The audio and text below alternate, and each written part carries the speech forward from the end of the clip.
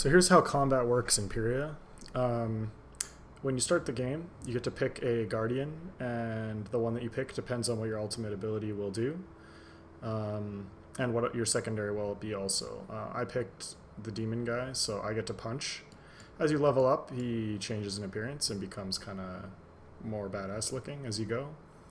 Um, and then basically throughout the game, you hunt and basically kill these Karana to farm resources, which you can take, like these orbs. Once you get enough resources, if you have a soul orb, you can, in a town, build these guys up into a fresh minion to use. And they kind of turn to these cards here. So though it looks like there's not really like a limit on how many you can get of each type. Probably 7 would be the most you would ever need, because in your deck, you can only have 7. I guess 9 if you unlock more. You can have different tabs open, but so you can have different pre-made specs that you use for different things. And basically you just want to load this up with Karana that you can level up individually. When they're ready to be like leveled up, they'll have a red dot on them, and you can click on it and then hit F. And if you have enough orbs, you can level your guy up to the next rank. And they each have like different abilities. So the ones that I have here, these guys just do damage and tank. This guy is also a damage dealer. This guy here will freeze people. A healer. And then these are called transformation Karana. So basically when you hit them, you'll transform and do a move. So I'll show you what that looks like here. So let's go up to this guy and just start punching him. Obviously these guys are level 2, so they're going to die pretty quick. Boom, boom, boom. Yeah, thanks for the help, lady. Appreciate it. Let's summon this guy. So this is Mr. Freeze. Basically, he just stuns anyone that he attacks for a period of time. It's pretty good. I guess it doesn't work because this guy's a fire guy. I guess he's immune to it, so that's pretty cool. Let's have him attack that guy. You also have these Z, X, and C buttons. Z brings up this cursor and lets you target who you want to attack. As you can see, he's kind of locked in place there. That other girl happened to kill it as she walked by. It totally freezes them. You can go up and do whatever you want while they're frozen, but I guess fire type stuff is immune, so that's good to know. C recalls. So if you want to despawn your Karana for whatever reason, you can hit C.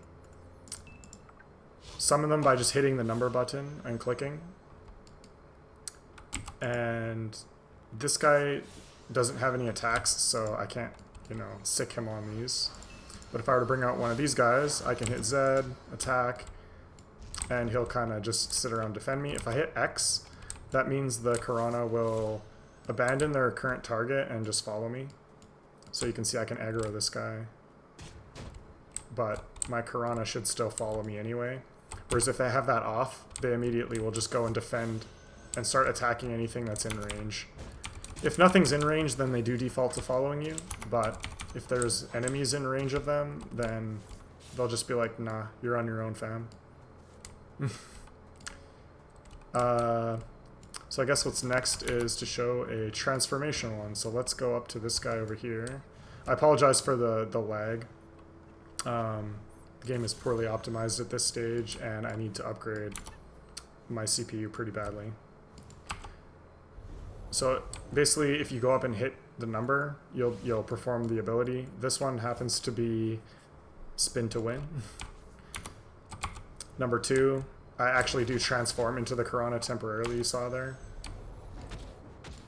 And there's like many different abilities that exist. So instead of having items, you basically have these creatures that you fight with. So like this guy, for example, is kind of cool. You turn into him for 10 or 15 seconds or something and you get to attack. I'll show you guys that in a second here. This guy, I'm not too sure what he does. Some kind of charge attack. This guy gives you a speed run boost. This is my guardian, that's why he's got the circle shape. This guy has poisonous stuff that he uses. This guy's a shield. Let's put on some of the ones that I don't have. Don't have you. Don't have you. I don't know what the Manta Ray does, to be honest. I couldn't figure it out. I tried. We'll show you. And I think all the other ones we've seen at this point now. So let's see what these guys are like. So you'll see my cards update here. This guy I can summon, and I think he just does like an AoE, like poison type ability. Oh, okay, he does whatever that is. This is a shield. So this guy goes on my head, and he will absorb all the damage that comes into me until his HP runs out, basically.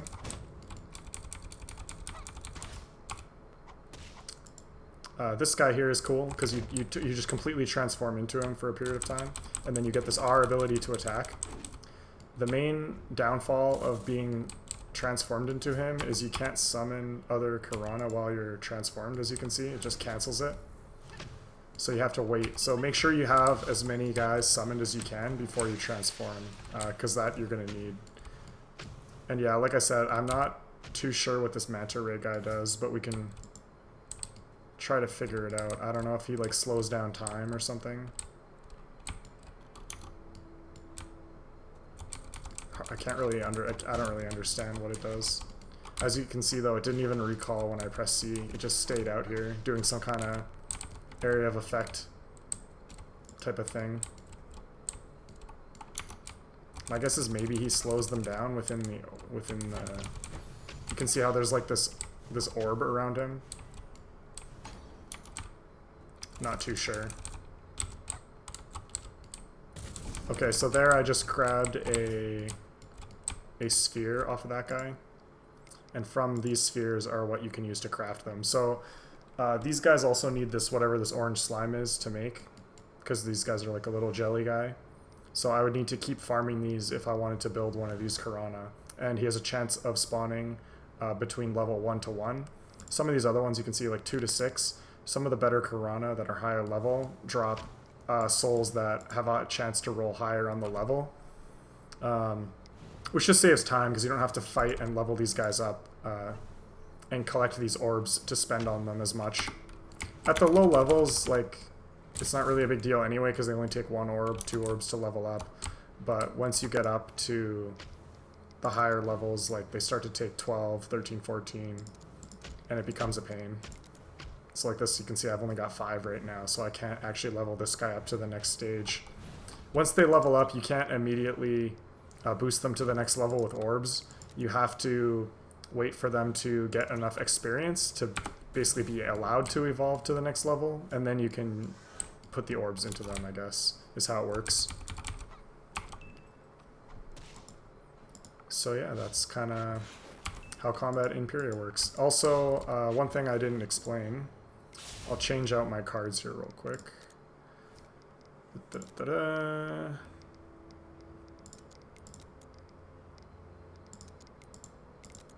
You. Actually, want you.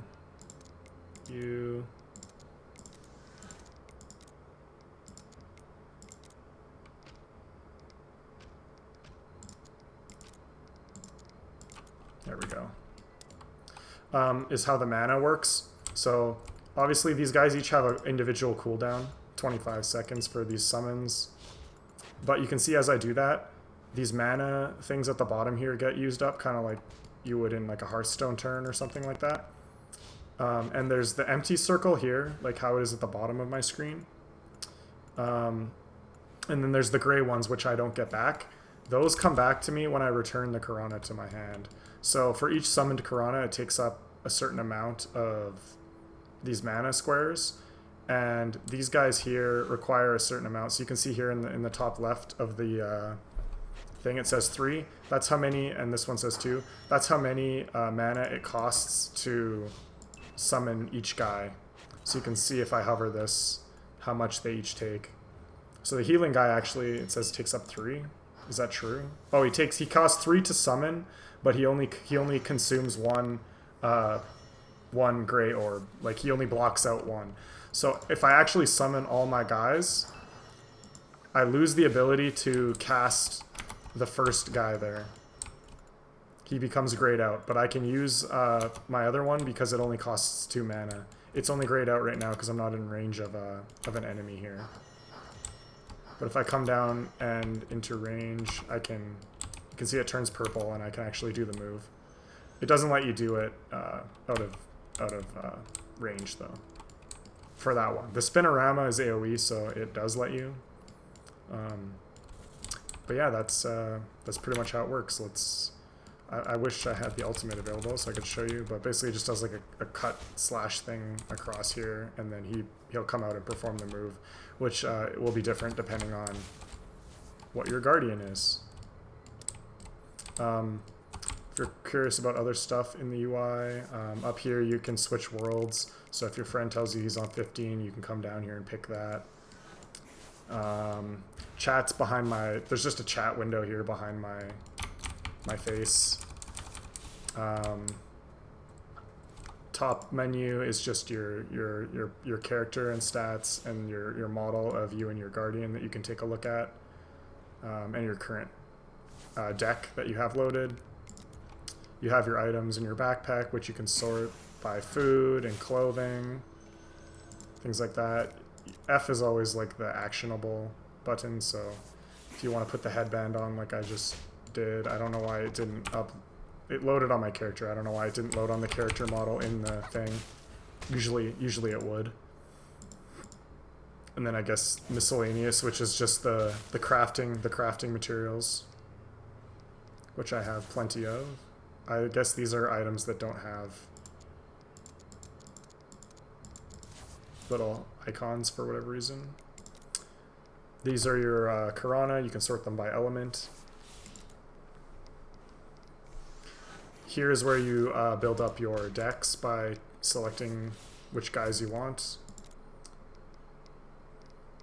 I guess this is like your Pokedex, essentially, of all your creatures that you have. You can see which ones you've seen. If you've seen it, you can click on it, I guess, and it'll give you a description. But if you've actually caught it, you get like if you actually own one, then you get the details on it. Let's get this guy a spin. The home and buildings, I guess, is like your quests. Here, up here is the menus where you sort by which city you're in. So depending on which city you're in, you just pick, and it'll give you quests for outside or near that city, essentially. And they are sorted by these different values. This is like go talk to an NPC. This is like telling you to go do something, I guess. These are dungeons, these triangle guys. And these, I think, these are like missions, essentially. Get items, kill X number of mobs, things like that. I've killed 7 out of 40 of whatever these are. You'd have to translate this to see which creature it actually wants you to kill. Generally, it's like pretty obvious because the orange icon on your map will take you to where it wants you to be. I guess all my Karana died slowly.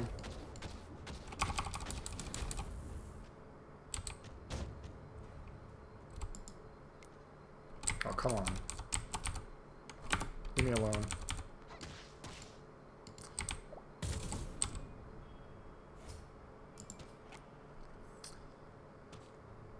And you can click the eyeball icon to have it mark the quest on your map. Depending on what the quest is, it can't always do it, I guess. But if you keep scrolling, eventually like you'll get ones that show up as a marker and you can go complete them. This is like the help or something. This gives you the game guide, I guess. In your browser, it kind of gives you the basics of what you're trying to do, gathering, and I guess this is like the help. They have it built right into the game. And then finally, we've got our map. Click to drag.